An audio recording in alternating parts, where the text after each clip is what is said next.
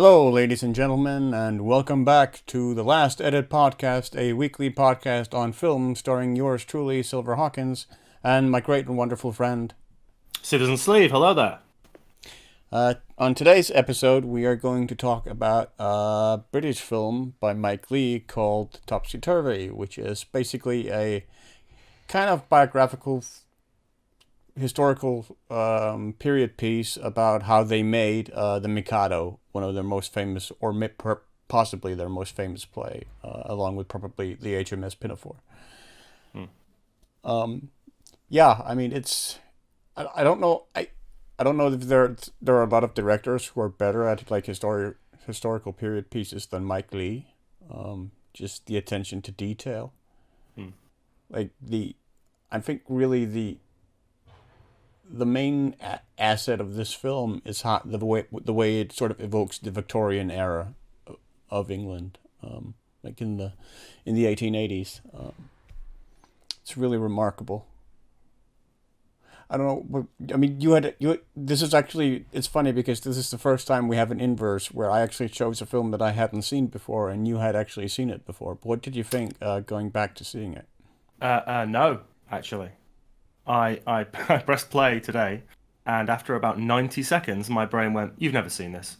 It's like, "Are you sure you've never seen?" No, you've never ever seen this. So I've never seen this Oh, before. okay. Yeah, I thought because I've seen Mike Leigh's work, his body of work for the Yeah, most part. Like I saw the prior film with Timothy Spall Turner, yeah. but I've never seen this before. So I was like, "Wow, Well, okay, okay." Turner's only a couple of years old, isn't it? Isn't that from 2014? Oh Mr. yes, Turner? afterwards. Yeah. Sorry, yeah, yeah. But yeah, that I didn't. I thought I'd seen the box art before. I've seen scenes before, and my brain was just have gone, "You've seen this." But the first 90 seconds, I was like, "No, I haven't seen this." Yeah. Um, I really liked it. I thought the attention to detail in the set design and the costumes and the performances in particular was Yeah. quite outstanding at times. Um, One of my favorite parts of the movie is when they obviously the play is struggling. What's it? Princess Ida is Yeah. struggling, and they bring back the sorcerer. That whole section is beautiful. The Yeah. performances are amazing. It's really funny. The set design is just sublime at times. Uh, yeah, all the flourishes visually, especially in the costume and the set design department, are exemplary. To hit that 19th century feel, not just in the location work, but also The the real vernac depth of and the vernacular yeah, and yeah. a- and the written vernacular, which is great as well. There are some scenes I just think are marvelous. Um, it is too long. Yeah, I'll I mean say that. it does run for a It little over 2.5 hours, it has to be said. Yeah, I think it felt it. Now, obviously, we just come off the back of Final Cut of Blade Runner and bloody Red Cliff, and Yeah. and the one I'm going to suggest this week might be up there as well. Why are we doing this to ourselves lately? It's like, what is the longest film we can watch? But anyway, I think this one in particular at times suffered from scenes that were just too elongated. And part of that is Mike Leigh's insistence on improv, and I applaud him for that. But now and again, you'll find scenes that maybe go on a bit too long because of that. The bit with his father near the start, when his father comes in unannounced and then starts talking about his mother, I think that dragged a bit too much. There was I scene, found that scene to be absolutely heartbreaking. Like yeah, oh, it the was, it look was, on Jim Broadbent's face as his father just like sort of spirals into madness yeah, loses his mind in his basically. older years. Yeah, it's just And that heartbreaking. carries on as Broadbent continues to play Gilbert throughout the film, especially at the end. We'll talk about those scenes. Yeah. The performances are magnificent. Yeah, they are. Again, Uniformly. one of my criticisms is though Timothy Spall is not in it enough. Yeah. Kevin McKidd is not in it enough, and those two, when they're in their room pre-performance, some of that dialogue is the best in the entire film. In the entire film, and he almost made me change my mind for the film I was. In fact, I might. I don't know yet. I don't know what I'm going to choose. I've got three films in mind, and Kevin McKidd is a reason that my mind went left when I watched this because I was like, ah. Right. But we'll get to that. But I just think I've never seen him in that type of performance before. I've seen Spall in that type of performance, and he pulls it off Yeah. wonderfully well. But McKidd, I've never seen, and he moves between faux English and his native Scottish, Yeah. and then it's Italian and French, and this happens amongst a lot of the actors. It's really great. I like to see that intermingling of different cultural identities thrown and like this hodgepodge way of talking, and that's what actors did at the time and still do to some extent, Yeah. theatre actors in particular. But yeah, really, really strong cast, strong performances, and when they actually start, the way that it comes about for the Mikado, in fact, let's back up a bit. I'll let you talk about it. Let's back up a bit. I think above all, this is basically Mike Leigh's love letter to theater. Like he's also like a theater director and playwright and stuff. Yeah, he has before. Yeah. And yeah, this is basically just a love letter to theater production, like meticulous in its detail of how theater productions are sort of set up. And yeah, it takes place. It starts off just as Gilbert and Sullivan are premiering Princess Ida, which is their latest show, and it flops after they've had like a string of hits. And it sort of shows them going into a crisis. Like Sullivan doesn't want to do these sort of pop operas anymore. He wants to do something more serious by himself.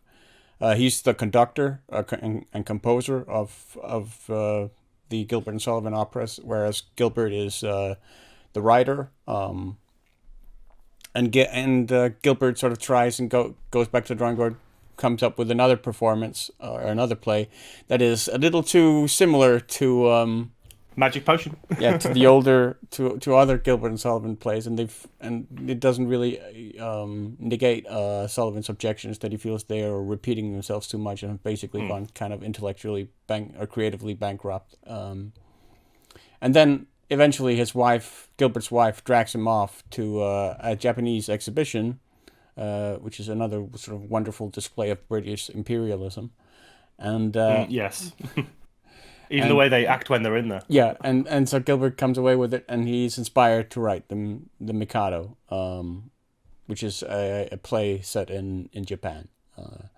And then sort of things go on from there to depict how the Mikado sort of comes about. And I think really what's the scenes I found most remarkable are the rehearsal scenes with the actors. Like there are two in particular. There's one with Sullivan rehearsing with actors where they sing a song, like a pitter-patter song. And then there's another one with Gilbert where they rehearse lines, and two of the actors couldn't show up, so they have to bring in sort of another non-actor to sort of replace them. And the way those scenes play out is just really remarkable, and they're in one take for the most part. And it's just really, really well executed. Well, he's got this amazing way of working, Mike Leigh, and he always has the bare bones of something, the structure of it, and maybe elements of the dialogue. But for a scene like that, I mean, it will have been one or two takes because he doesn't dwell. Once he thinks he's captured something fluid and interesting, he generally moves on. But what's so great about that scene is the way Broadbent is stopping and instructing and moving them on quickly, then laughing with them. It's so cool to watch the dynamics between all of the performances and where they're blocking each other out and the way. No, that's not how you pronounce it. You say it like this. What is it that the female actress struggles with? And he walks up and says it over and over. Oh, corroborative. Corroborative, but it's in such a funny manner because she's going, and they're both smiling while they do it. And I think they're the parts of the whole film really when Broadbent is strongest. I think really Gilbert is sort of the strongest character in the film. He feels like the central character in a lot of ways.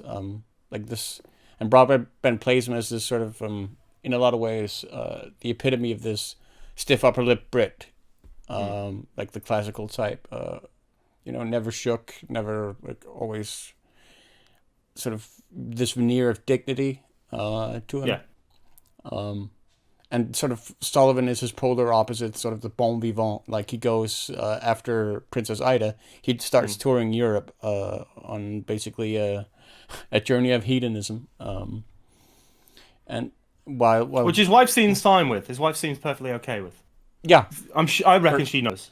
Though I wasn't sure whether they were actually married or not. Or whether it was his mistress or not. Well, I think it was just his mistress. But yeah, like he has a dozen mistresses, and basically, I mean, towards the end, like the contrast that after the Mikado has premiered, and we basically are shown Gilbert and Sullivan going to bed in sort of mirroring scenes with their significant others, Gilbert's wife and Sullivan's mistress. Like the way that plays off is also really, really well executed, where Gilbert talks to his wife, who basically laments her life with him to an extent, and the fact and the things that he's been unable to give her. And that scene is so sad. And then there's the scene afterwards with Sullivan with his mistress, who tells him she's pregnant, and then he tells her no, she'll have to get an abortion. Those scenes are just really, really well done as well. I didn't find it to be too long, but that I think that's just the fact that I have patience for this type of thing. Because I was just mesmerized just by the intricacies of the scenes, and like some of my favorite things in film are when we're shown like just the lives of people, just everyday life, how it is, and I think this film just provides a tremendous window into that environment, if that makes sense. Oh no, yeah. I mean, we're talking about quite a rarefied environment, especially 19th century theatre trips and such like. That was the art form. That was the most popular form of art there was, and as you said, one of the things this film gets so right is the depth of that intricacy. Not just in the way we are visually seeing things, the vernacular of the audio, the snappy dialogue, the funny moments, but also the weight of some of the situations with the characters and how they deal with those things. Yeah, like when Gilbert suddenly decides to cut the scene with Timothy's, I forget the name of the character. Tempest. Is it Tempest or Temple? Sorry, Temple. Yeah, that might be it. That cuts his scene where he has a big song in the Mikado, and Gilbert doesn't like it, and he decides to cut it, and everyone is sort of heartbroken on behalf of Temple, and so basically all the actors stage a meeting with Gilbert to sort of tell him, we really, really want you to put the song back in the play, and Gilbert relents. I mean that I think that's an example of what you're talking about. It's almost, that scene almost reminded me of the Robin Williams Dead Poets Society scene, but like the British upper lip version of it, standing up for what you believe in for that person. It's quite really interesting. Yeah, I not much doesn't work. Like I said, I think the pace for me could be a little bit quicker. No, I totally understand that. Some things could be tighter here and there. I think especially the opening half an hour. I think the opening half an hour before Gilbert and Sullivan really, before their first meeting for ages, they haven't seen each other for a while. In fact, they're not. It's weird, isn't it? Because people coming to this film perhaps would have thought we'd be seeing Pirates of Penzance, or we've been, the origins, or the earlier work from like 1871 onward. But we joined this in 1884. They've been working together for 14 years, and as you've said, they're both struggling with repetition, with doing the same things, hitting the same beats all the time with their work. And that first meeting is very interesting because they're very polite to each other and they bounce off each other well. You see why they work together. But then the conversation turns a bit as he starts explaining this new thing with the magic potion, which is like the other magic, the elixir of life. Well, no, I mean, this is a potion. The other thing was an elixir. Oh, completely different things. Yeah. Completely different things. So I think that's really cool, and they bounce off each other really, really well. But yeah, I think that first half an hour drags a little bit until that moment happens, and then the film has a nice kind of breezy move through its different plot lines and different the overall narrative itself. There were so many strong elements to it. Again, I'm just coming back to I wish there were more scenes with McKidd and Timothy Spall. I just think they're so funny together. No, you're true. You're right, but on the other hand, like the movie would have been even longer. 3.5 hour opus or something like that. Yeah. I think the female cast is really strong as well. I forget the young actress's name who has the very last song. I don't. She's in a lot of other films I've seen. One of the like Three Little Maids from School. Yeah. I'm just going to check quickly. I don't like leaving out actresses' names or actors' names. And she's also sort of the main part in the... Oh, Shirley Henderson. She's in Trainspotting. And she's really good in this. And I mean, I've seen her off and on in other like character parts where she's been really good. Yeah. Like where she usually plays, like, because she has this kind of meek voice, and she kind of plays these meek characters. Isn't she in Harry Potter? Is it Moaning Myrtle? The ghost in the bathroom with the glasses. I'm sure it's that actress. I'm sure it's the same actress. Let me just check her filmography. Isn't Moaning Myrtle too young? Yeah, she'll have done that earlier though. Yes, it is Moaning Myrtle. Oh. Shirley Henderson. Yeah. Oh, or is it just her voice, or? No, her as well physically. I think she was just a bit older maybe, but looked a bit younger. So obviously with makeup, etc. Oh, okay. So yeah, but it's great range, and not only the performance of her singing, which is excellent, but I think her overall performance, the fact she's got this son, she's struggling to meet the demands of the theatre, she's having a bit of a rocky time, but and she really carries that off, that whole character really well, I think. With some other really strong performances around her, and she gets confronted by like the executive producer. I forget his name. Like Cart. Yeah. Cart. Yeah. And who tells her it's sort of implied that she possibly has like an opium, or I would expect for her, in her case, I would probably expect it's a laudanum, like abuse, which was fairly common, like liquid laudanum at the time, especially among women. Well, the lead actor prior to the he uses what I assume to be liquid cocaine. Liquid cocaine, yeah. Injects himself with it. And just to get him through the performance. And the shot does dwell on the fact that this is not the first time he uses it. The marks on the arm, etc., the track marks. Precisely. And that's the depth we're talking about. It's not superficial, this film. It could certainly and easily have been superficial with another director, but Mike Leigh doesn't allow that to happen. No. He allows character moments to gestate, to ruminate a bit, so you can feel them more effectively. And then and he doesn't spell them out. Like, he doesn't hit you over the head with it. It's just kind of never. And then you can pick it up. None of his films none of his films I've ever seen ever overtly display something. So obviously he expects the audience to be able to intellectualize what they're seeing and understand what's going on in that kind of way, which is why I like him so much. Yeah. I came across him with Secrets of Lies a long, long time ago, but he's kind of later in his career has moved into more of these period pieces, and especially with things like theatre or things like Painters or things where it's not a nailed down obvious personality, if you see what I mean. Yeah. So you can play with those characters and you can interpret them and interpret the environment. I mean, I read also that he loves these because he loves in and around these films a particular period. He just completely immerses himself in that period. Yeah. Everything about it. And that comes across in the ambience, the atmosphere he's created through the set design, the costumes, the dialogue. It's also cohesive and works so well. Yeah. I mean, I think probably what I enjoyed the most about the portrayal of Gilbert is the irony of the portrayal, especially because he is this sort of epitome of stiff upper lip Victorian gentleman, sort of the image of that. But that's exactly the image that Gilbert sort of spent all of their operas ridiculing. Like HMS Pinafore, Pirates of Penzance, and so forth. Like, all ridicule this sort of Victorian image of, the proper gentleman. That is at the heart what the song, the Major General song is about. So yeah, I found that sort of irony to be really, really compelling. It's why that final scene that you've already mentioned, the two spouses together, or the two couples together at the very end. It's why it's so heartbreaking with Kitty, because she outlines this new play, and Gilbert's just going along with her and nodding his head. Oh, we could do that, and she's explaining this play, which is their life, and he still doesn't. It's still not clicking for him. He's still not understanding. I think he is, though. But so I don't know. Is he holding it back? He does understand. He just doesn't want to acknowledge it. Yeah, and he doesn't turn to her. He doesn't. Yeah, precisely. He can't, because he's emotionally stunted. He can't do it. Like, he can't give her the affirmation that she craves.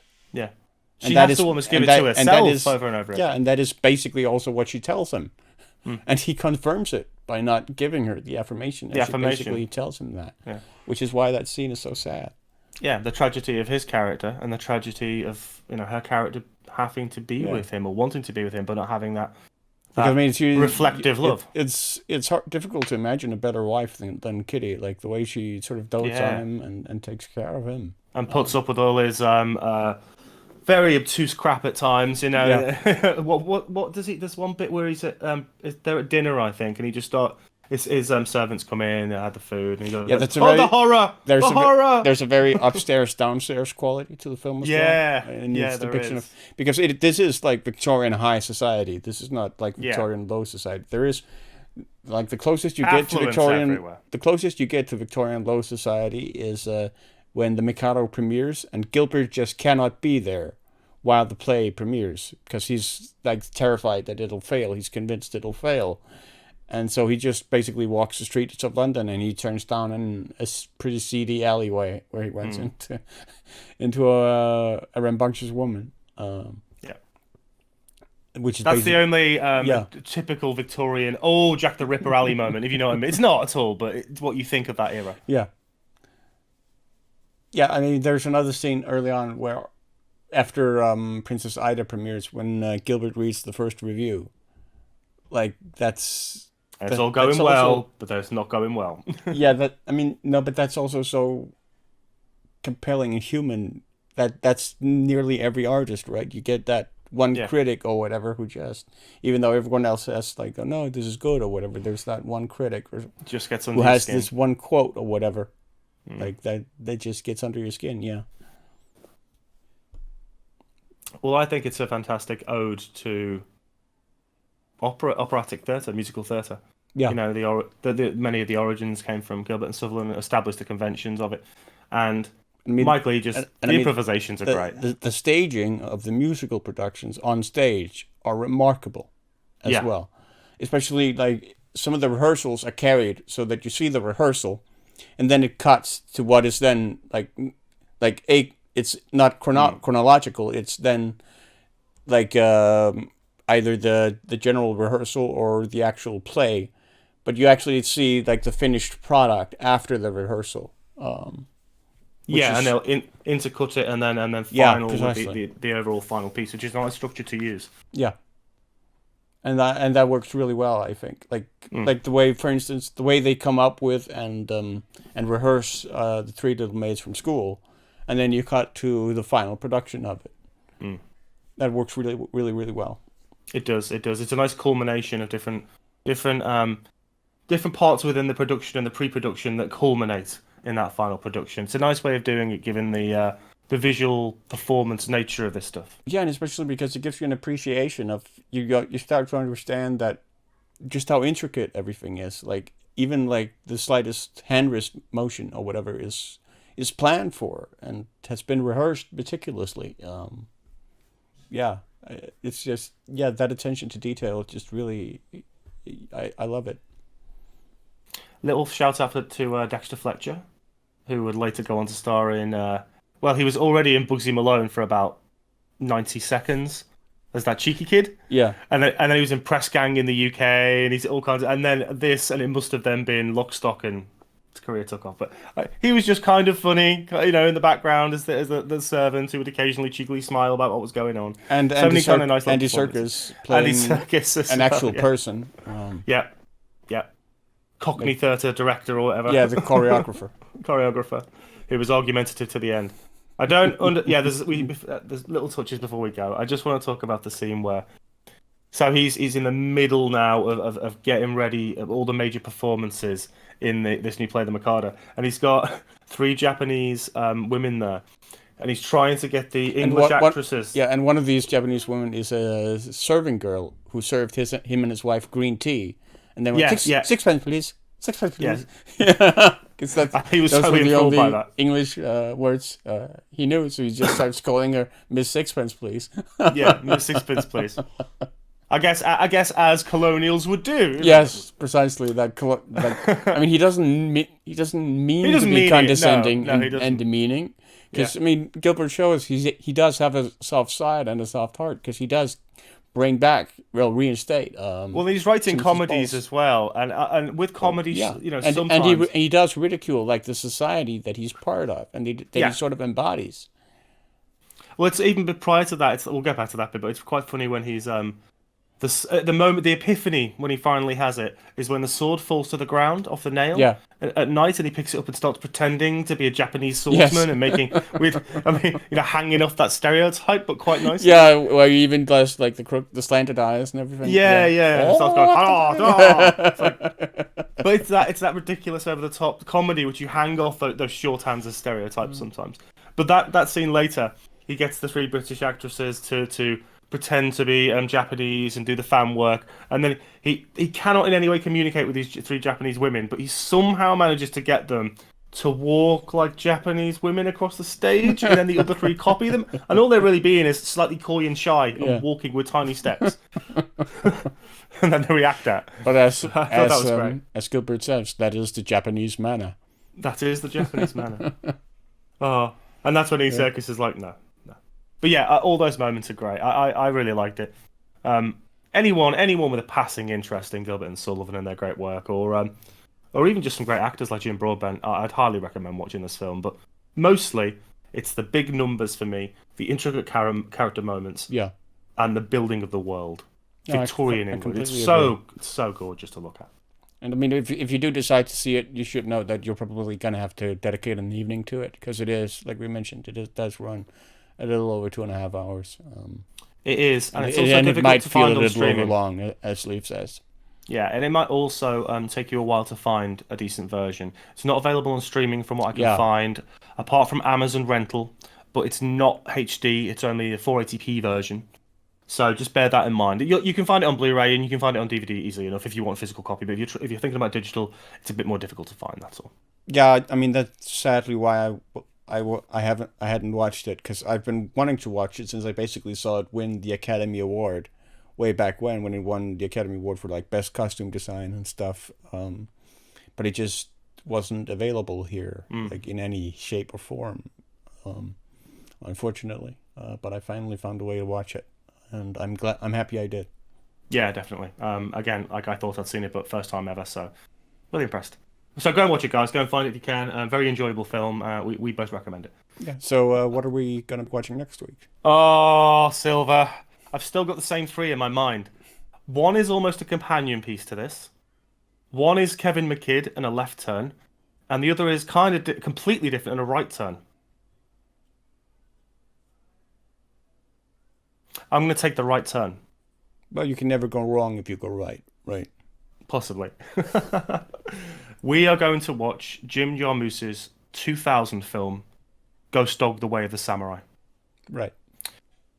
Forrest Whitaker is a contract killer who was saved as a teenager by an Italian gangster who he now feels he owes and has honor for. He follows Sutsu's Art of the War and follows this code of the samurai. The whole soundtrack is done by RZA from the Wu-Tang Clan, and it's an extraordinary film in my opinion. So yeah, we'll be watching that next week. Looking forward to it. I hope you'll join us then, and thanks for watching. And if you have seen Topsy-Turvy and have anything to add, please feel free to add it in the comment section and discuss the film with us, because that's really why we're here and why Absolutely we do this. We are. So yeah, thanks for watching, guys, and take care until next time. Take it easy. See you next Bye-bye. week, guys.